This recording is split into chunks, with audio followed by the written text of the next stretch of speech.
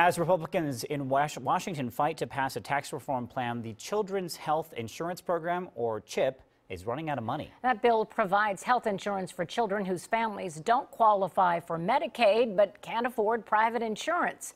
NBC4's Washington correspondent Jessica Smith is live tonight in the nation's capital with more on what this could mean for families. Jessica?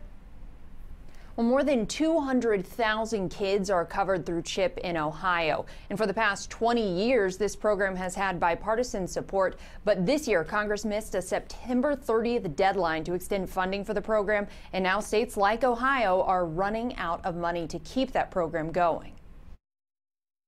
9 million children could soon lose their health insurance, and Senator Sherrod Brown says Congress is to blame. Speaker Ryan and Leader McConnell would rather worry about tax cuts for the rich. That's way more important, Mr. President. A committee passed a bill to extend funding to the Children's Health Insurance Program, but Leader Mitch McConnell still has not put it on the Senate floor for a vote. Now at least 6 states, including Ohio, Colorado, California, and others, could run out of money for the program by the end of the year or early January.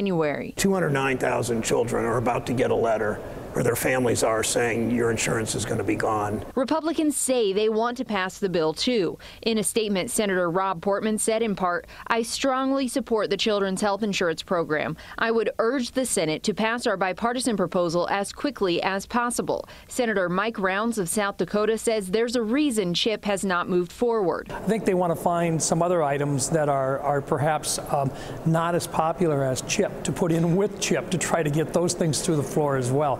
I think that's really what's holding it up. Rounds said time on the Senate floor is limited, but Brown argues children should take priority over tax reform. A bunch of members of Congress that get insurance paid for by taxpayers, to take it away from those children is just damn near criminal.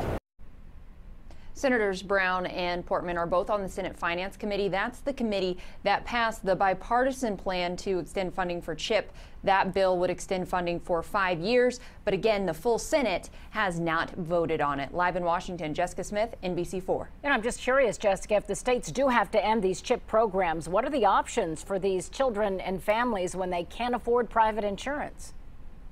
Well, the Center for Medicare and Medicaid Services issued a notice to the states explaining their options if CHIP does come to an end. They said the states would have to determine if children are eligible for Medicaid, and if they're not, then their families would have to get insurance through an Affordable Care Act marketplace. Okay, thanks so much, Jessica. We appreciate it.